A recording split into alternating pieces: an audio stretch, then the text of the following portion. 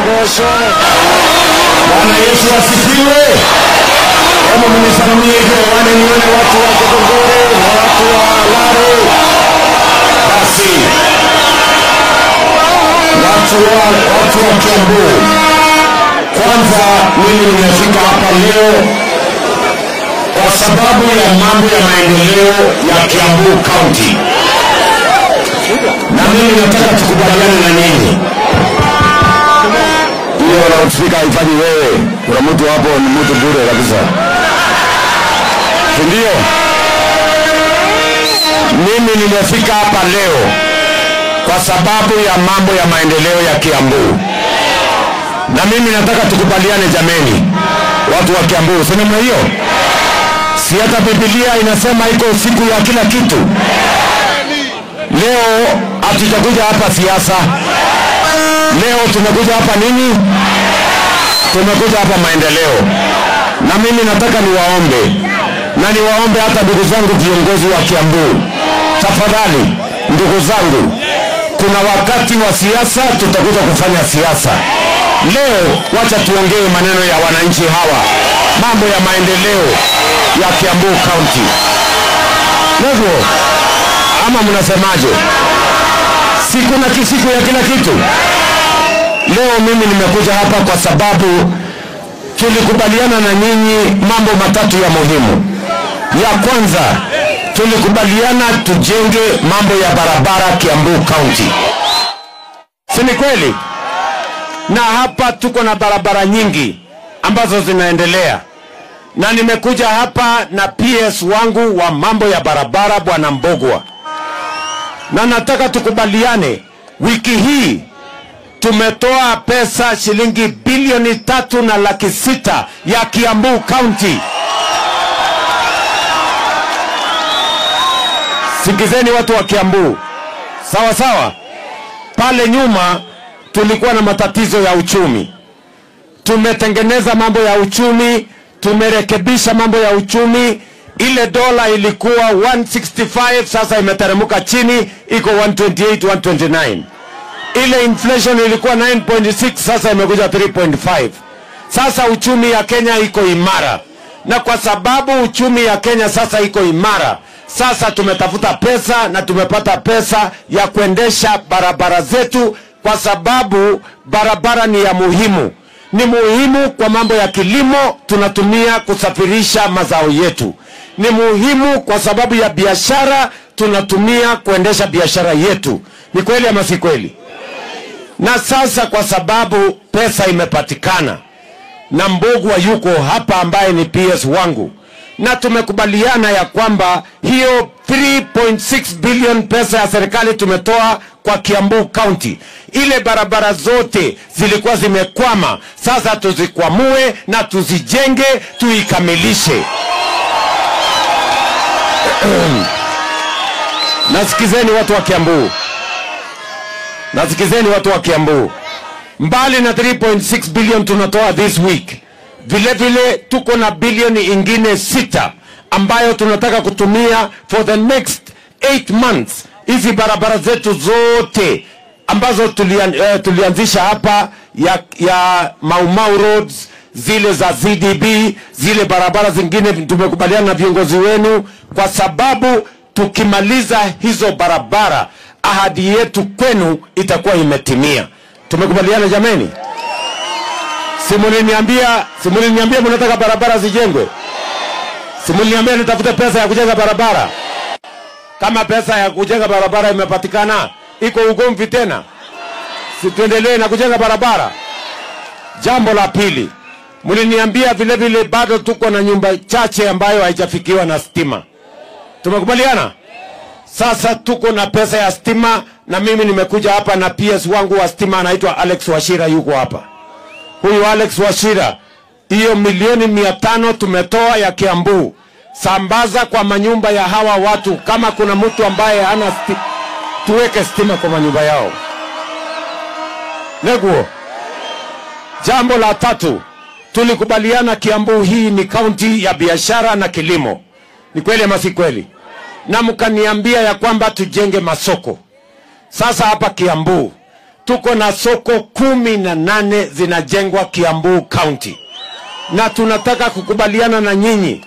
Hizo soko zote ni kwa sababu soko inatusaidia kwa mambo ya kilimo. Mkulima akiwa shambani anataka mazao yake mahali ya kuuza pale sokoni, na pia wale wanafanya biashara sokoni, kina mama mboga na wale wengine pia wanataka mahali pazuri wanafanya biashara yao, mahali kuna maji, kuna usafi, kuna stima, kuna storage, kuna mambo yale cold room. Ndio tuhakikisha kwamba mazao yetu ambayo inatoka shambani inafika sokoni, haiharibiki.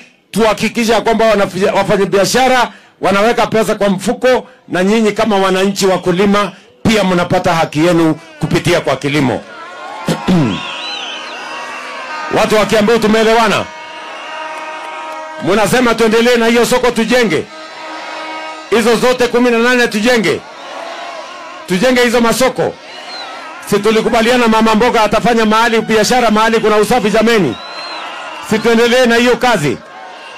Jambo la tatu, tulikubaliana pia na nyinyi ya kwamba wakati tunapanga maendeleo ya Kenya, maendeleo ya Kenya haiwezi kukamilika kama hatujapanga kilimo sawa sawa.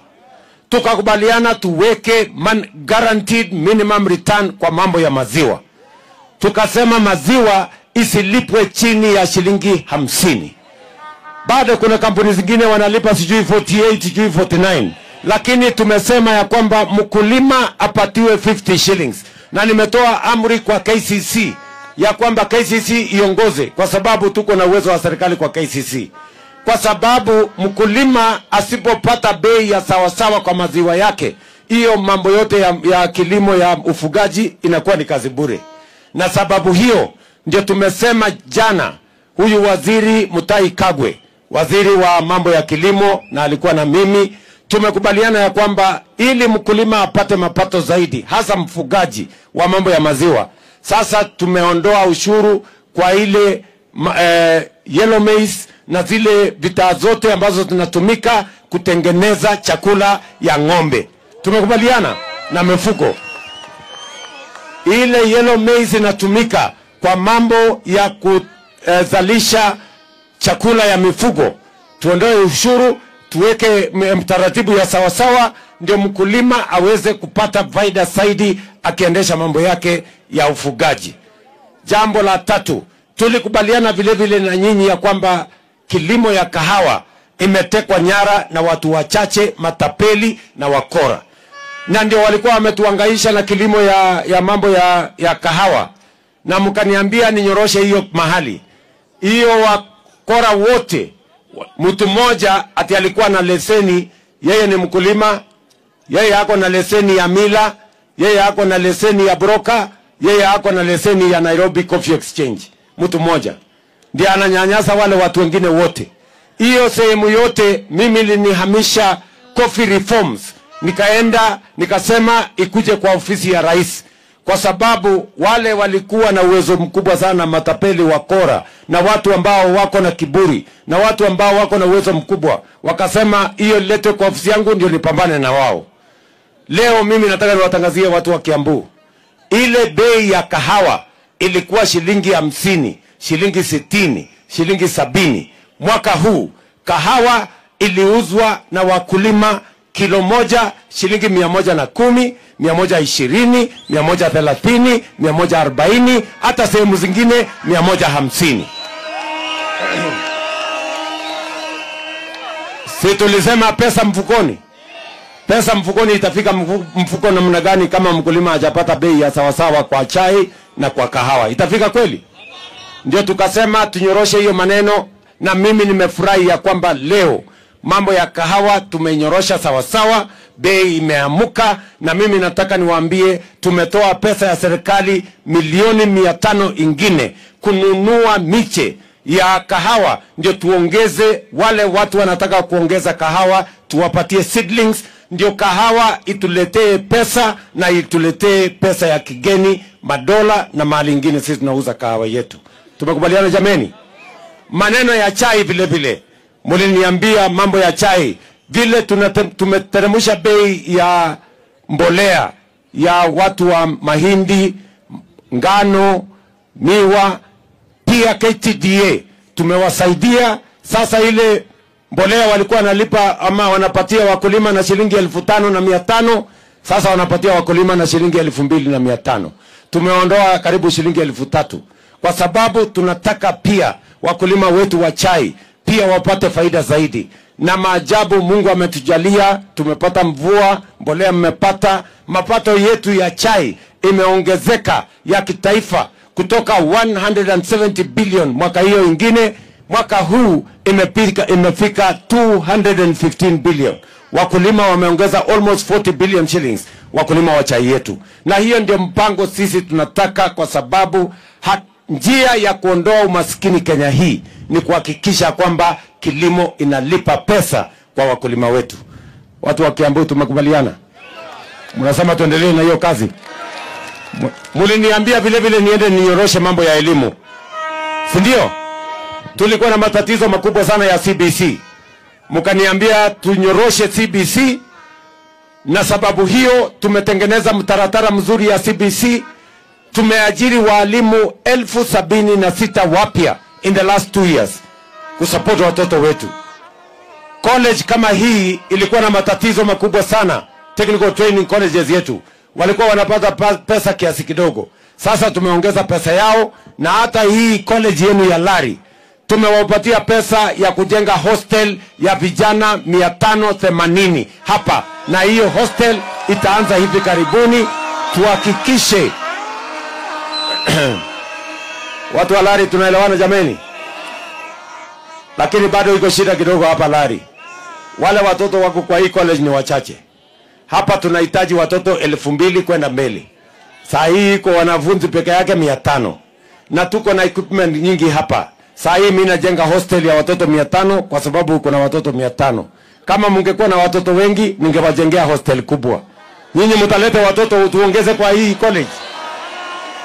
Mtaongeza watoto hapa?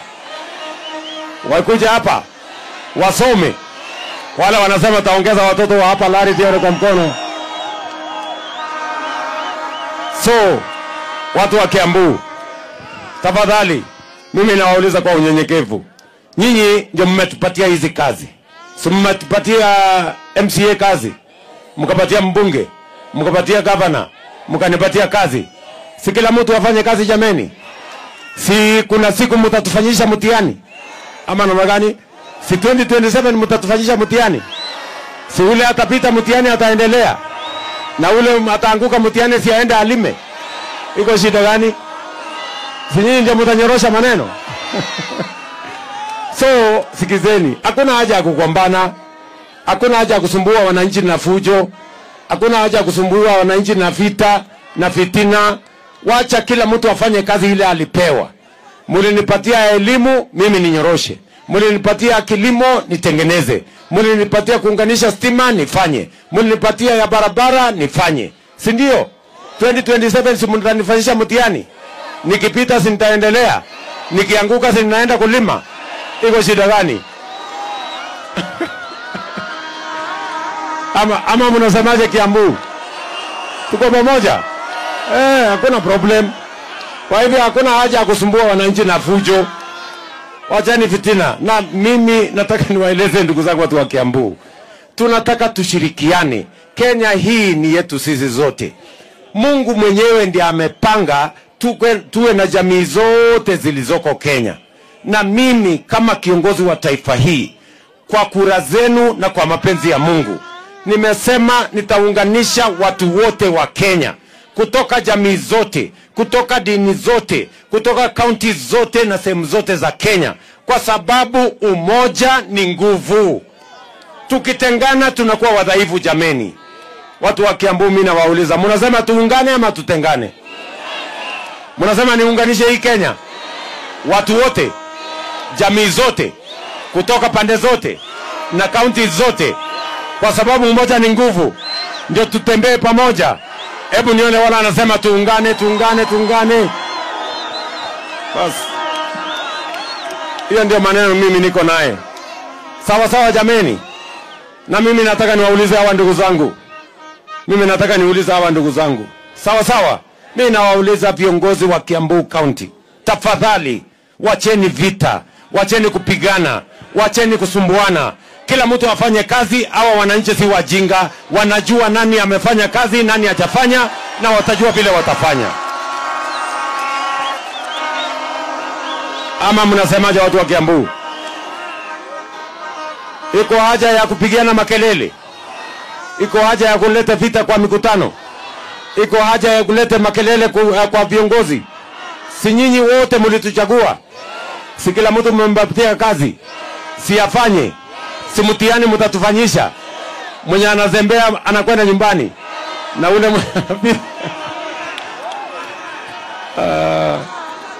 ama namna gani Kiambu? Tuko pamoja?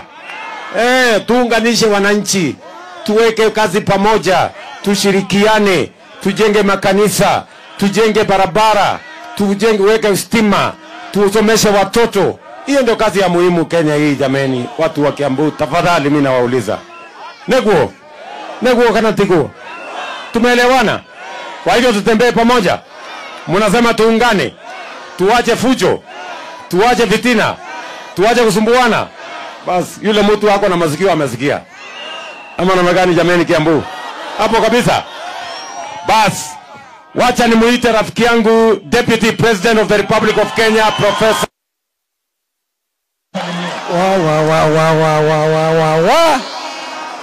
Larry oi!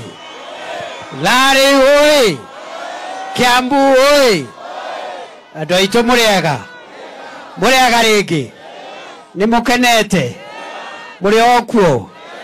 Kwana atĩa? Nĩ mũkenete nĩ ũndũ wa gũcera